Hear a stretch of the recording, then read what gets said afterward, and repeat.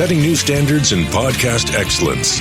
You have joined the WBT, fully focused on business and taxes. Here is your host, Michael Lodge.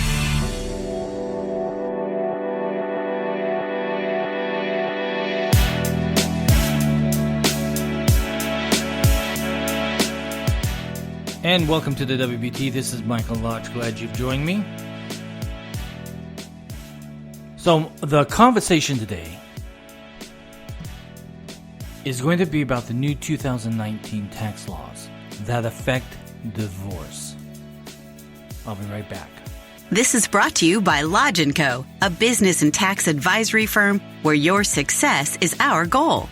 Call us today toll-free at 888-681-1518 or visit us at www.lodge-co.com and learn more about what we can do for you. Lodge & Co., your source for sound business and tax services.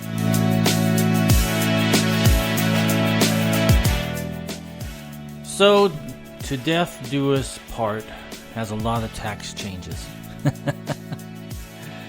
I know that there's a lot of people out there who are going or thinking about divorce and need to sit down with the tax guy or tax girl or woman or man and talk about the new changes that are affecting the tax rules for 2019, because there are quite a few rules that have changed. So nobody ever said going through divorce is easy, and it's not, because I mediate these divorces all the time. I usually try to get involved with the pre-divorce. That's the separation part of it. Setting up the rules and everything of who's going to take care of the children, who's going to take care of the bills, everything prior to them actually getting a divorce. So I get involved in that a lot, especially with my tax clients who are going through divorce. So I do the mediation portion of that. But we also need to talk about what the new tax rules are changing. So there are 4 tax changes regarding divorce. And one is that alimony paid will no longer be taxable, and alimony received will no longer be taxable income to you, as in the prior tax law. So for decades and ongoing, long time ago, and up until to this day, until 2019, alimony typically paid by men has been tax deductible for the person paying it. And it has been taxable income to the other person who has been received it. Now, it's not always men paying alimony. There's a lot of women, especially in California, who have to pay alimony. I've seen it. I've dealt with it. But it used to be income. It used to be a deduction. Now, it's gone. So this could make the process of divorcing extra sticky for 2019 and overly emotional and significantly uglier. I hate ugly. But the law changes stand to be the biggest dividing issue in divorces in 2019, and by some estimates will raise $6.9 billion for the government over the next 10 years by getting rid of this income and deduction law that used to be on the books.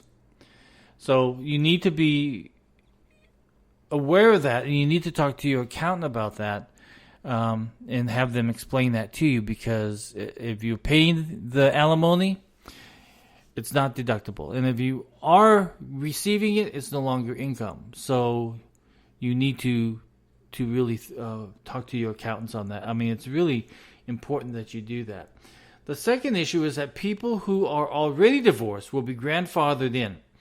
But if their agreements are modified in 2019 or beyond, they could be subject to the new tax rules also. So if the modification states that it is governed by the new rules, then the new rules will apply. If the modification says, however, the old rules will apply, then they'll apply. Consequently, people should be extremely cautious when modifying divorce agreements in 2019 and beyond. So if you've done any modifications to your divorce agreement, you need to discuss this with your attorney and also discuss it with your tax guy, or tax person, I should say. I have to be politically correct here. And then also, pre- and post-nuptial agreements may be affected by the tax changes also. The new rules may nullify many of the items in such agreements, such as pre- and post-nuptial agreements should be reviewed by a financial consultant, an attorney, or both. So don't get caught flat-footed in renegotiate terms if necessary. So again, talk to your attorney, talk to your tax person about that. Number 4 is children won't be the tax deduction they used to be.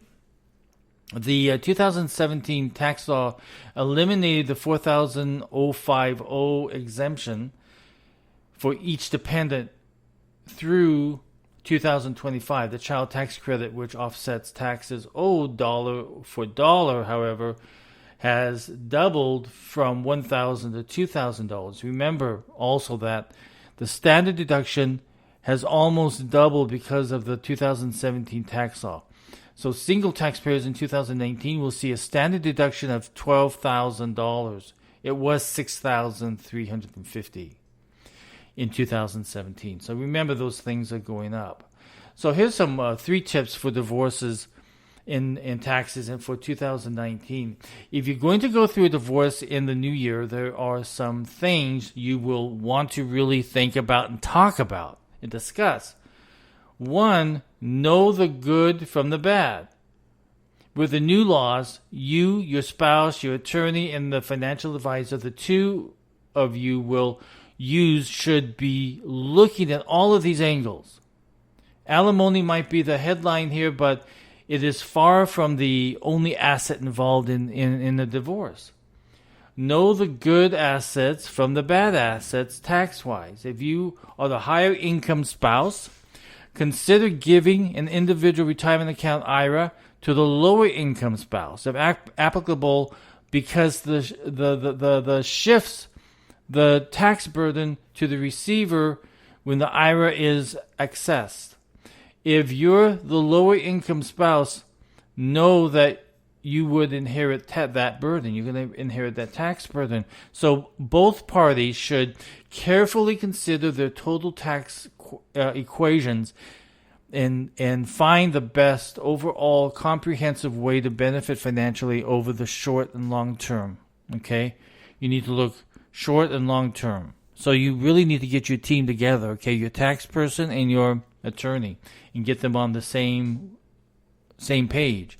And then you need to slow your roll, okay? So don't be among the first guinea pigs to file a divorce and the new economics of divorce for 2019. As taxpayers and financial advisors navigate this new world of divorce law and divorce taxation, they will discover patterns, learn new angles and tricks to be better prepared to position you for the financial success in your divorce. Again, a lot of times you just go to an attorney, but you really need to have your tax person on board also, and your financial advisor. That's why it's so good to do pre-separation with a mediation individual that knows how to kind of look at all the assets and bringing all the assets together so that document can be given to your attorney and can be given to your tax person. Know your assets.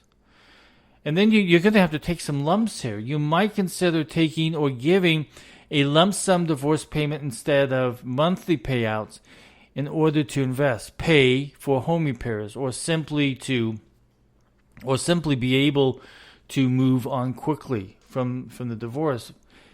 Every financial situation is unique, so you're not all the same out there. You're all unique. So if receiving one large payment annually enables you to responsibly strengthen your fiscal situation, give it serious thought. Sit down and plan it out. Be proactive, okay?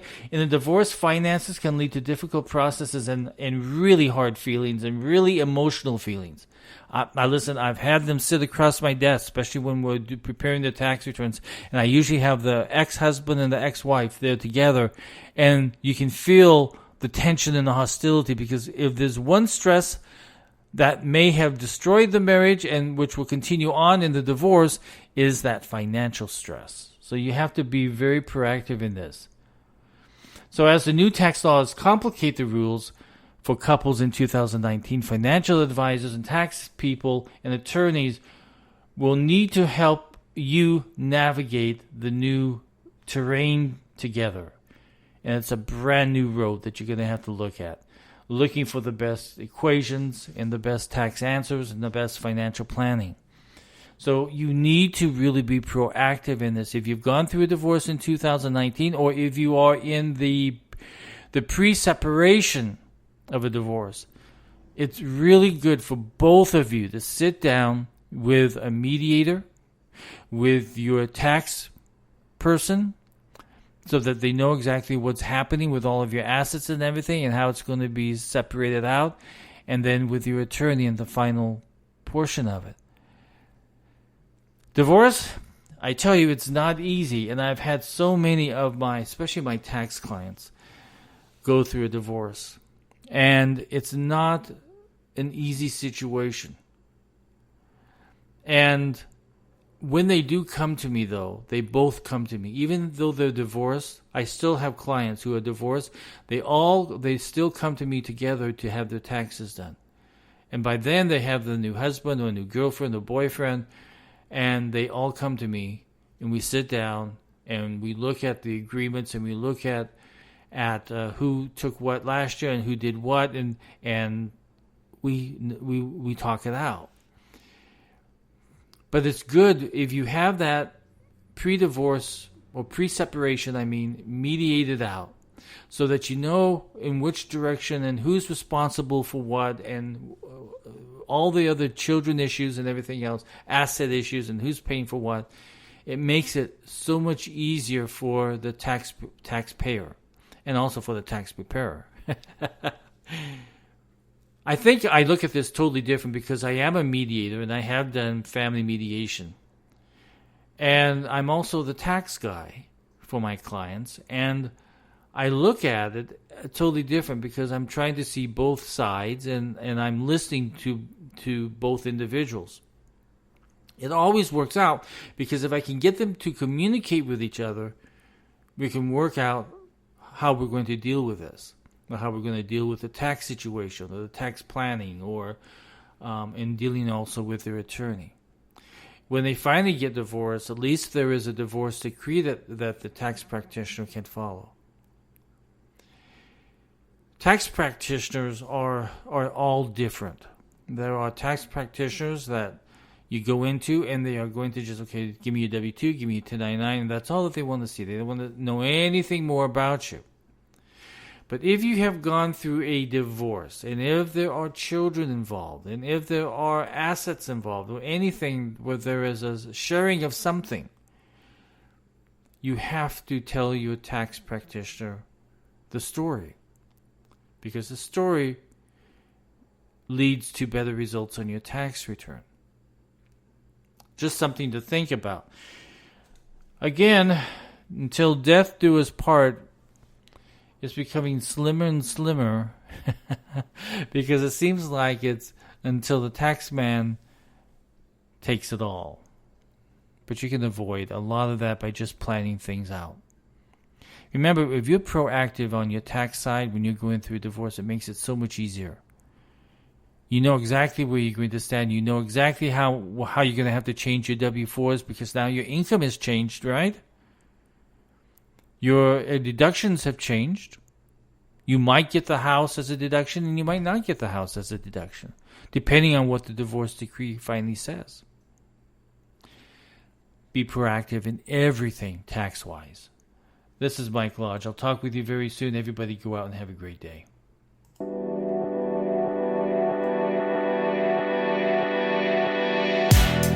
Thank you for listening to the WBT with Michael Lodge. Join us again tomorrow as we explore more about business and taxes. Follow us on iHeartRadio and go to our podcast website at www.wbtpod.com and listen to all of our podcasts and read our blogs. This podcast has been produced by Michael Lodge, fully focused on content.